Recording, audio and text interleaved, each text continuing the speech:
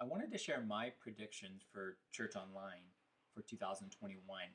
For obvious reasons, 2020 was a huge year of growth of just online and digital for the church for kind of all the wrong reasons.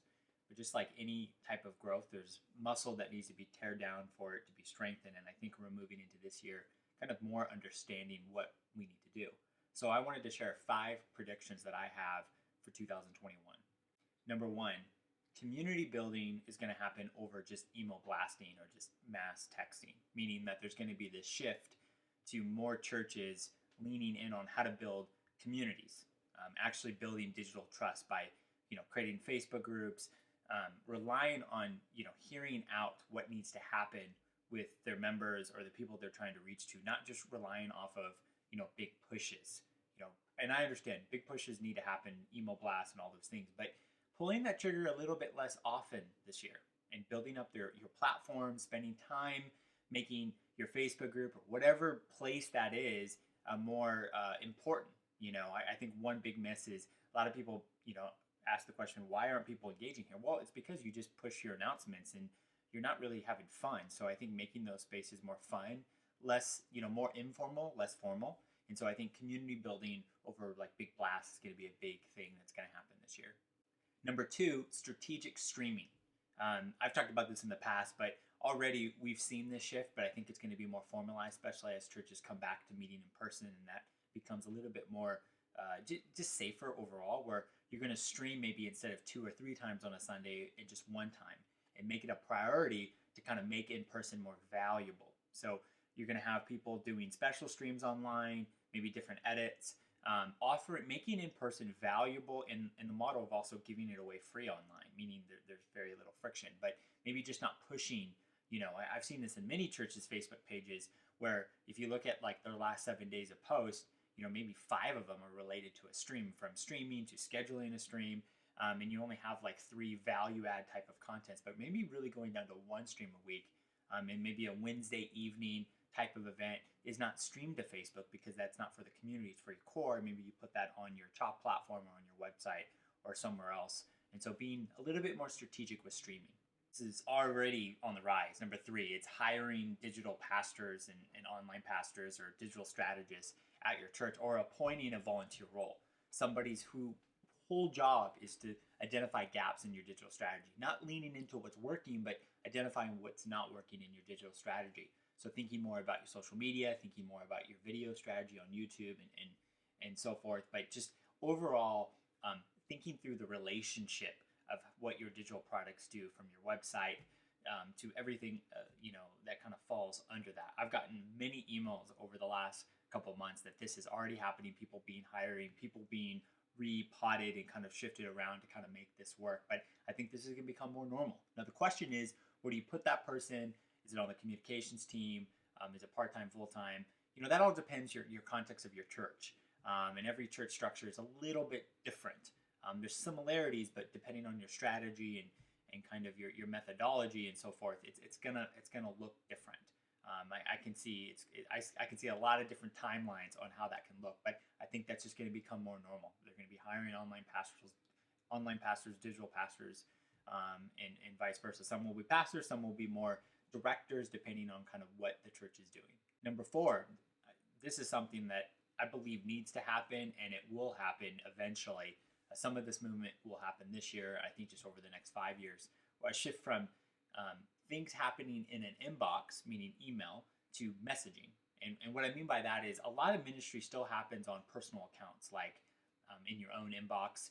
And there needs to be a centralization of this where you can easily hand things off. Too much things get lost in email. Because especially the U.S. church, we're very dependent on email because of our infrastructure. And we kind of, we didn't jump directly into kind of texting and messaging like the global world pretty much.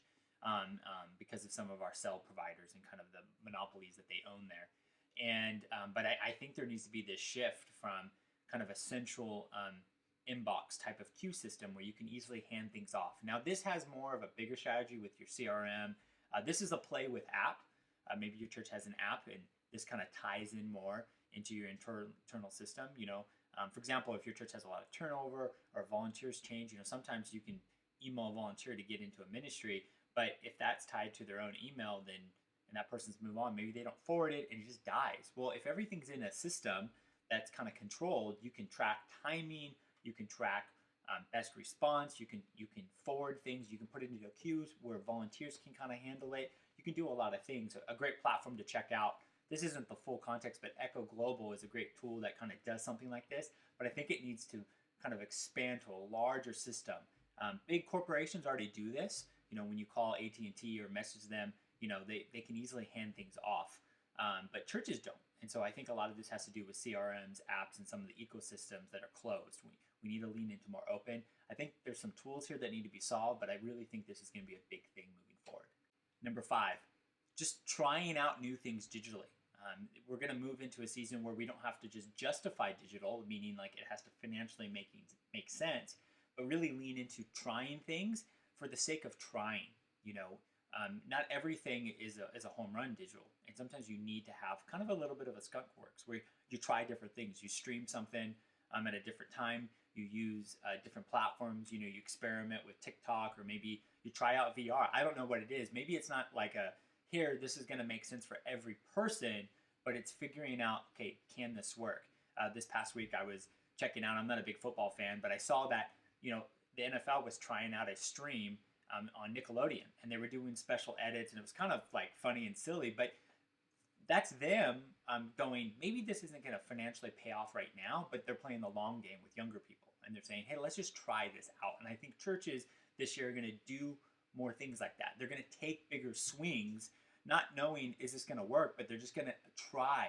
They're going to try, and maybe every one out of 3 of these attempts are going to work. Think of it at a batting average of even the best batting averages of players like Mike Trout in baseball are still low. They're in the 2s, and I think this is going to happen in digital. We're moving away from just justifying it to really experimenting, and I think we're going to see a lot of cool stuff kind of tried out. And I would encourage you to keep an eye on other churches. Lean in and see what they're trying. Doesn't mean you have to do it, but I think it will spark a lot of ideas for your ministry. And then lastly, this is an extra. This is just an extra one I'm throwing in. Locationless churches. This has already been something that's slowly been occurring, but I think we're going to see a big boom in this. We're going to see a lot of people planting churches, not with really the full intention of where they're going to be.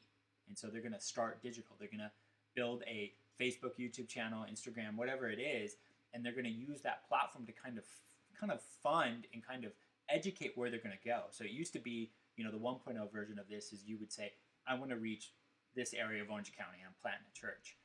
And God will call you there. You would do that. You would go through that process, where I think we're going to go the reverse. We're going to have people starting with platforms and kind of fine-tuning their preaching and figuring out who do they reach. Where are the booming areas that are kind of, when they dive into their YouTube studio or into their Facebook insights, who's responding, and maybe we need to go there. So I think, and then out of that, you're going to have churches that plant locally with one location, like a broadcast. And you're going to have other that are just going to see it as decentralized. And I think that's going to become normal this year. And so I'm really excited for 2021. I'm praying that it's our best year yet. I would love to hear in the comments, what are some of your predictions for 2021 for church and digital?